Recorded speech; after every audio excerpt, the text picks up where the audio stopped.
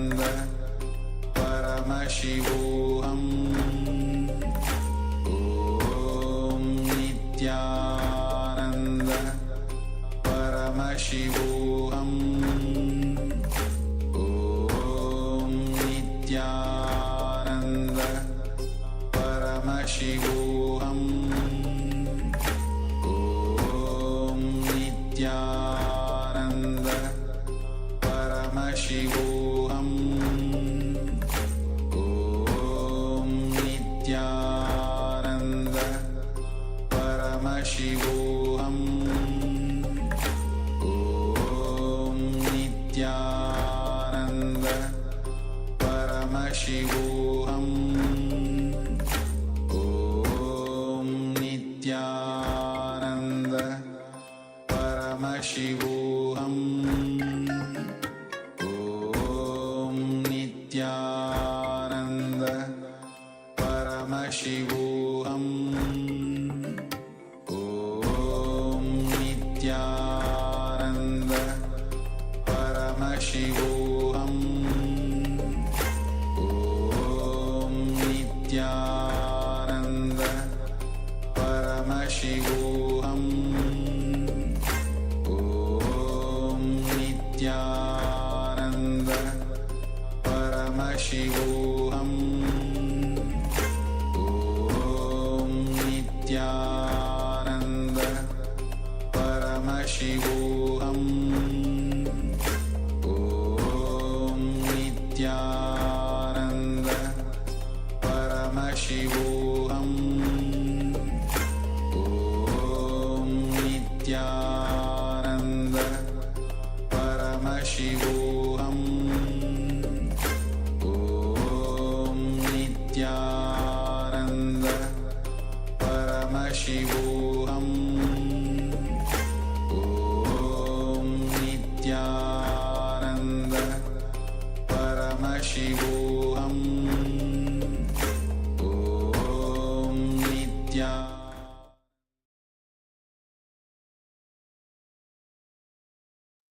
Yes. Now let us verify the power manifestation. Take another measurement of your body height and compare the before and after. Let us know by how much your body height has changed. As we are now going to enter into the next jnana segment of the day. We have been learning about many powerful cognitions and received many insights into enlightened communication. As we just learned about the power of gratitude, we're going to learn a very fundamental spiritual principle that everything is auspicious and we should simply celebrate it. One thing has to be understood very clearly: the whole of existence is an auspicious happening. You are part of existence, so everything happening around you is also auspicious. This is the truth of existence. Nothing that happens in existence is inauspicious. Everything is only a blessing. If this is understood clearly, there is nothing to complain about in life. If this is understood clearly, your very eye becomes a grateful eye. It sees everything as extraordinary. Nothing appears mundane. Everything appears as a miracle. A small story. One day, a duck hunter went to the market to buy a bird retriever dog. To his amazement, he found a dog that could walk on water. He immediately took it home. He invited one of his friends to hunt the next day and took the dog. When a flock of ducks came near, he took aim, fired, and silently watched. The dog walked on water and retrieved the bird. He looked at his friend for a reaction, but the friend remained silent. He asked him, "Do you see anything unusual about my dog?" The friend replied, "Yes, your dog is unable to swim." Miracles are continuously happening in front of our eyes, but we continuously miss them. Only because we miss them, life itself appears to be dull sometimes. When we start perceiving them, our entire life becomes a miracle. The truth is, there are too many miracles happening around us in our lives. We celebrate the three things: the existence of the self, world, and God. We will be experiencing the whole of existence as a blessing that is happening continuously. Let us explain: when you celebrate the existence of the self, God, and the world, all three will reveal their mysteries to you. Please understand that it is not moral advice, it is a spiritual technique. The first step, you will never be able to realize or understand yourself until you accept yourself and celebrate what you are. As long as you fight with what you are, you will never be able to realize what you really are. Usually, we carry two identities within ourselves. One is the outer world identity, and the other is the inner world identity. The outer world identity is what we present to the world as how we want the world to see us, how we want to be recognized, how we want to present ourselves. This identity will always be much more than who we really are. The other, the inner world identity, is what we believe we really are. This identity will usually be much less than what we actually are. This is what we refer to as low self-esteem. Your whole life is nothing but the fight between these two identities. You constantly try to fulfill your outer world identity, and this is in conflict with the inner world identity. The struggle between you and you, the struggle between these two identities eats your whole life. It is time to stop this struggle. It is time to just celebrate whatever you are. Just accept and celebrate whatever you are, and you will see that you slowly realize the real self. Self-realization is postponed again and again only because of the fight between these two identities.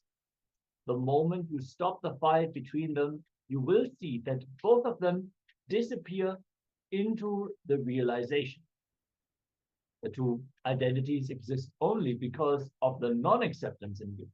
So just accept whatever you are in the outer world and in the inner world. Just accept and say a deep yes to who you, to the you that you are. Say a deep yes to you as you are. Suddenly, you will see that both these identities have no utility or purpose for you. They simply disappear. They leave your body. They disappear from your very inner space. Then you accept and celebrate yourself as it is. You understand that you neither need to develop the self in the outer world, nor do you need to develop it in the inner world. Out of this understanding, suddenly you will see that the self will be realized. In the next step, we come to the celebration of the world.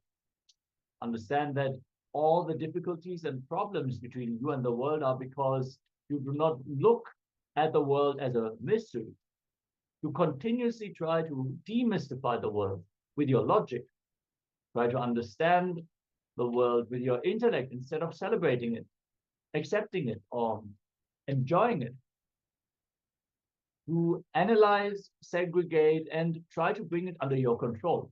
It is not possible to achieve this. It is too vast and too intelligent. Ramakrishna Paramahamsa, an enlightened master from India, tells a beautiful story. Two men entered a mango grove.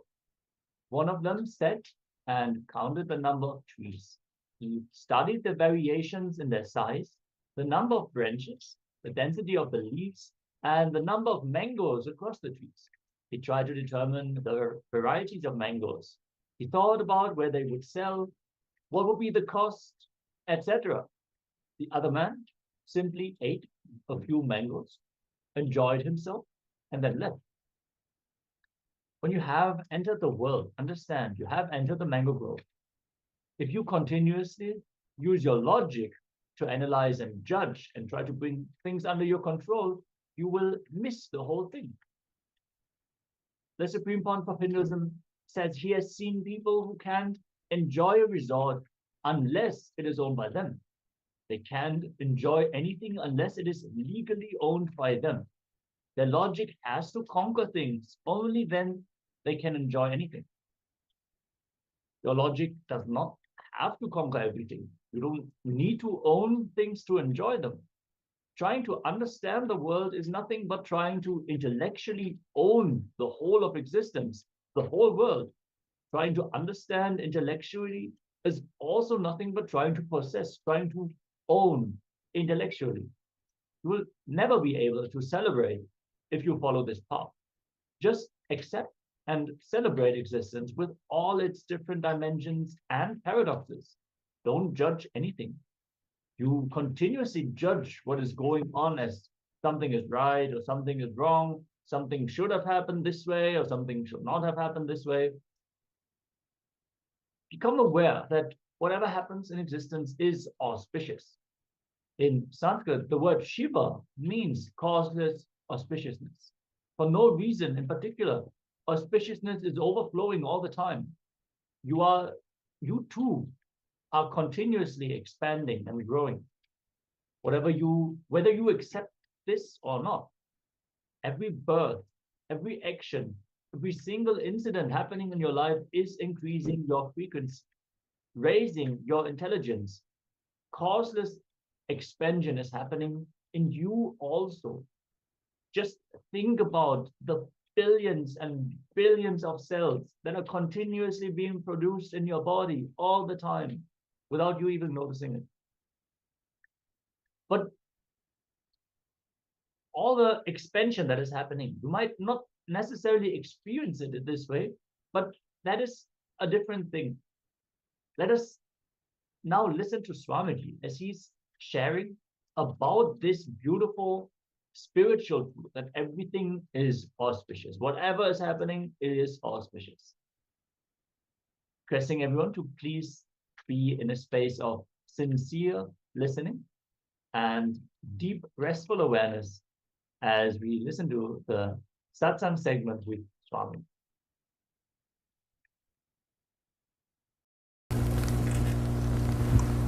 All the enlightened masters on the planet Earth are again and again saying the life is ecstasy, life is joy, life is bliss, life is just shining.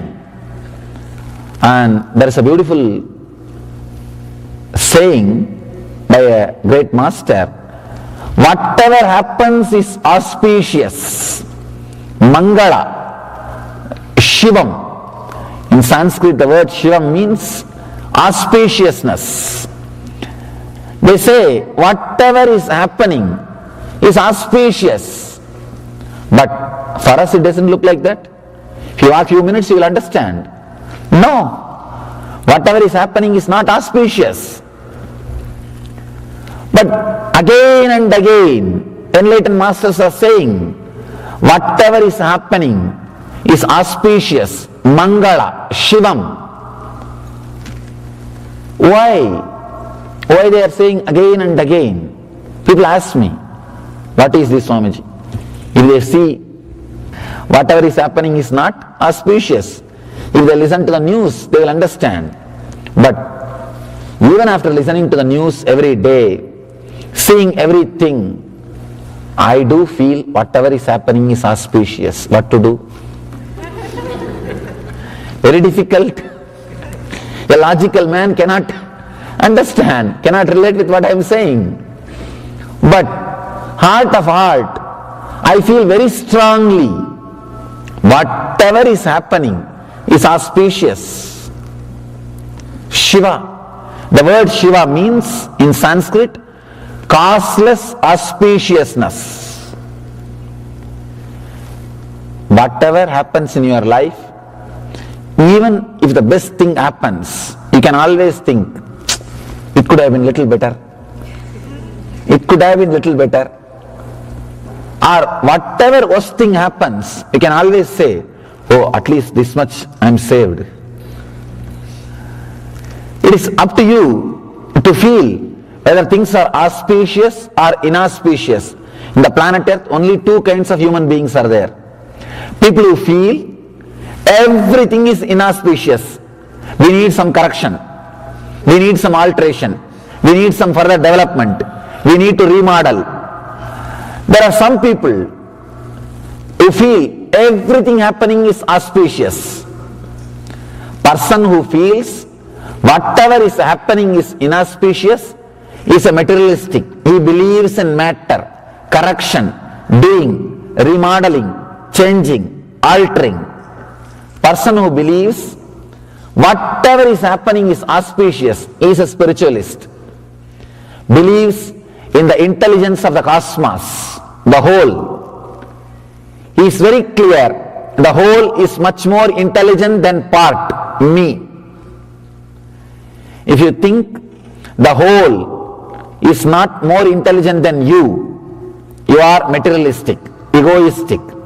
If you think the whole is much more intelligent than me, you are spiritualist. Over. The whole world can be classified just with these two categories.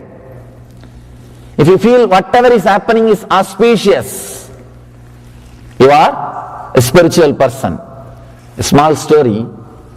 After a powerful sermon on the charity,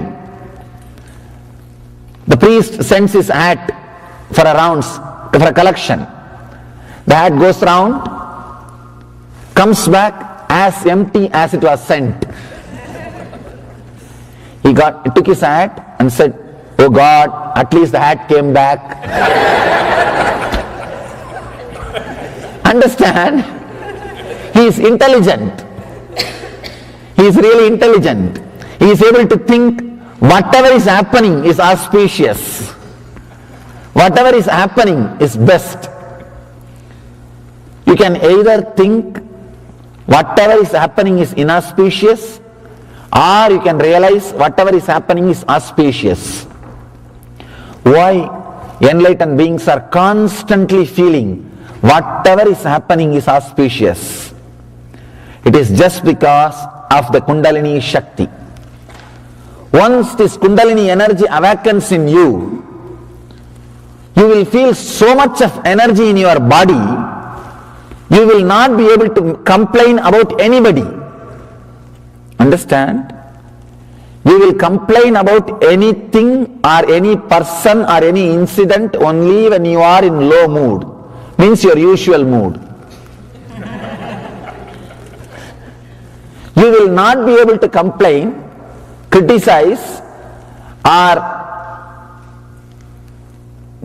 feel disappointed about any person or anybody if your body is overflowing, bubbling with energy. You feeling whatever is happening is auspicious or inauspicious is directly connected to your energy level. At some time, if you get the glimpse of that high energy by some method, sometimes people get into that high energy without even knowing. Maybe if they go to some high energy places, or if they are really relaxed, they get into that high mood. Suddenly those few moments or few hours, you feel you are so fulfilled, nothing is wrong in the planet Earth. You will feel everything is going the best way. If you have had this glimpse, these moments in your life even once, you can be called as a spiritual seeker. Sometime even while seeing the sunset, suddenly you feel the whole thing is settled in you. And you think, God, everything is beautiful. Things are happening. It's okay. Suddenly, some mood, you are silent, you are relaxed, you are filled with energy, and you see whatever is happening is auspicious.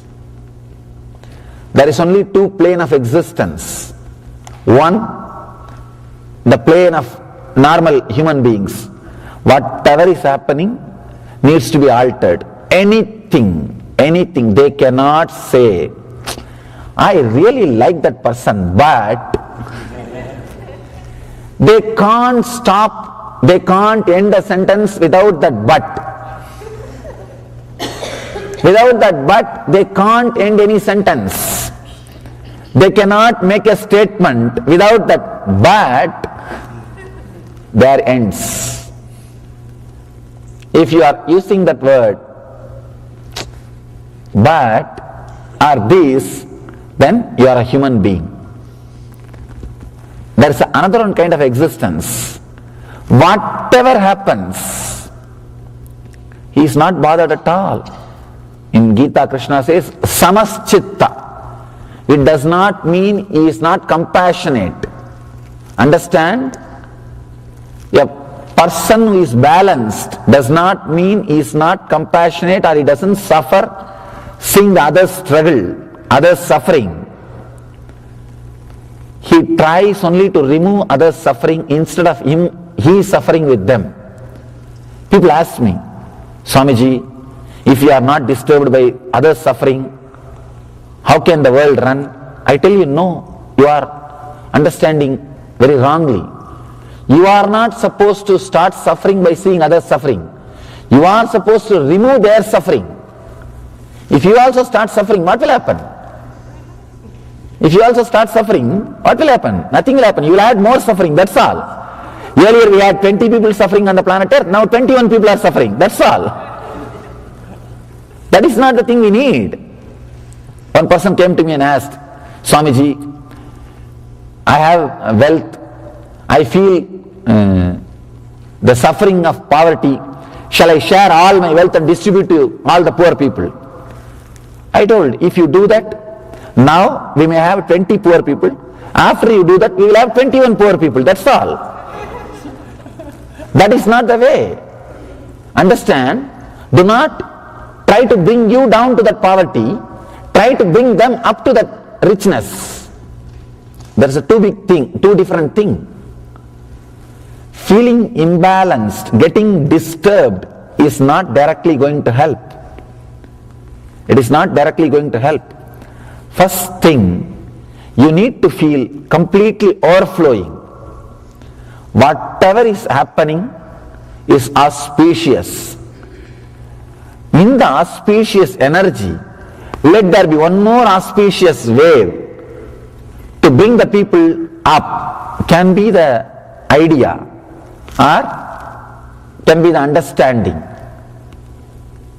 The person whose Kundalini is not awakened, whose Kundalini Shakti is not become alive, in Sanskrit we call Kundalini Jagrata, the higher consciousness awakening. If it has not happened in you, whatever is happening inside and outside you will be inauspicious. If that awakening happens, whatever is happening inside and outside you will be auspicious. I have seen human beings smiling at their death, at the point of death, at the moment of death. I have seen personally. For them, whatever is happening is auspicious. Sometimes people come and ask me, Swamiji, how to elongate the life, how to develop the body with which I can live for long years. I tell them, never do that mistake. Really, before developing the mind, do not develop the body to live long. Many times, people who developed only the body to live long, in the old age suffer without knowing what to do. Their body is not ready to die. They are sitting here feeling bored, lonely, and they don't know what to do. So much of suffering and pain, and not physical suffering or pain, the mental suffering and pain, they don't know what to do. There's a one-liner. There are a lot of studies and surveys say married people who are living with their spouse live long, but they want to die quickly. What to do?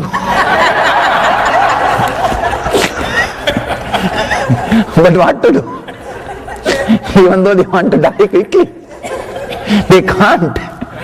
So don't get into that mess that you want to die but you are not able to die. That is the worst thing.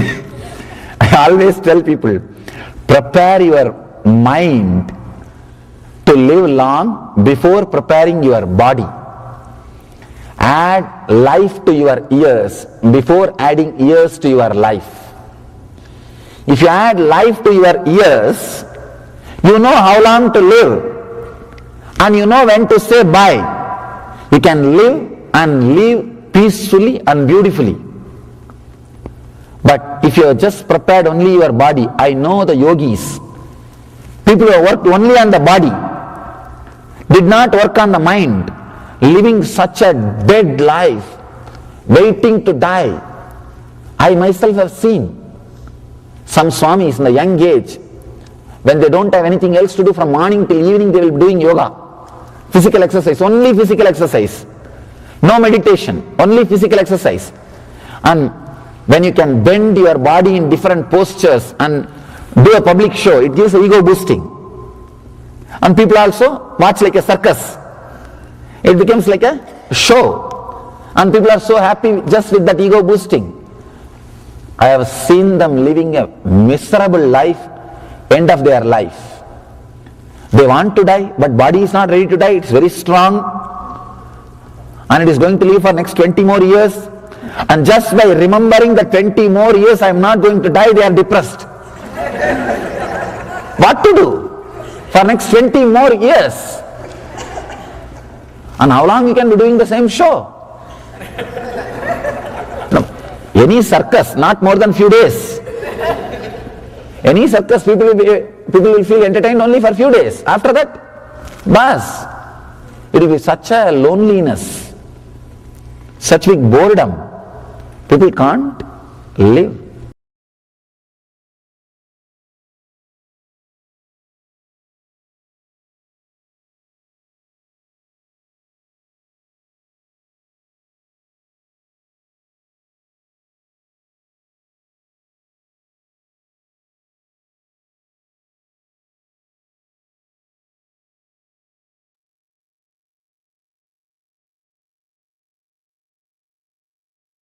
Yes, so after this amazing revelation from the Supreme Pontiff of Hinduism on this very core cognition that everything, life itself, is auspicious.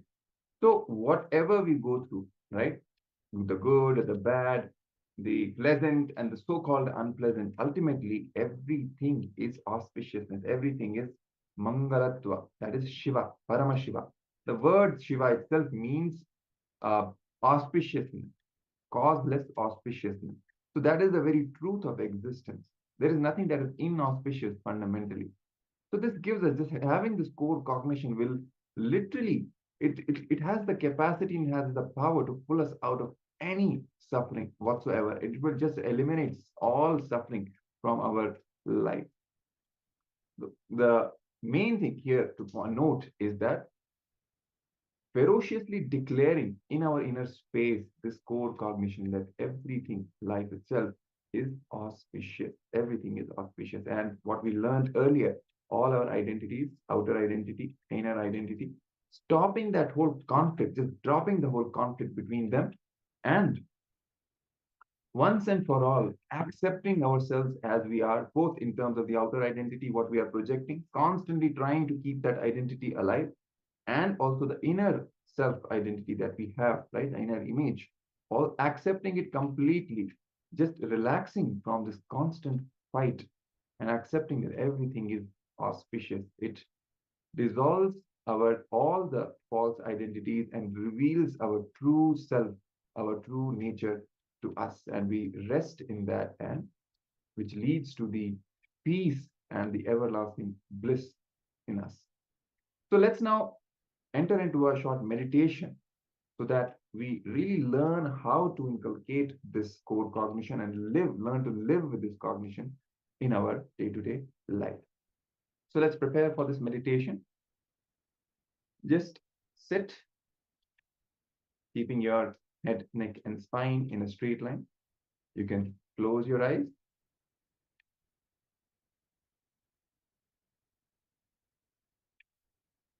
And allow any thought, person, or situation to come to your mind.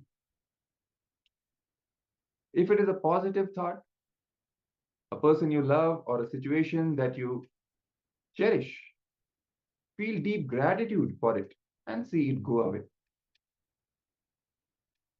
And if it is a negative thought, or a person you don't like, or an unpleasant situation, feel gratitude for that also and bless it. Anything that comes to your mind, just bless it with deep gratitude. You will be having all kinds of thoughts when you just sit and watch the whole mental activity inside your mind. You'll have all kinds of thoughts in imagery, visualization, verbalization, some positive, some you feel as negative, unpleasant, whatever comes up. Just bless it with deep gratitude and let it go. Another thought will come up, or a person or a situation, either you like it or you don't like it. Just bless it with deep gratitude and let it pass away. Simply, you will have to do this.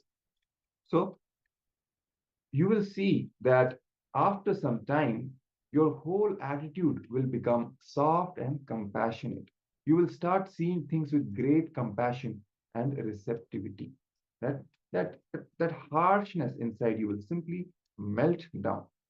So let's do this meditation. When we do this again and again and practice a few times and get a knack of it, we will see this magical transformation happens inside us.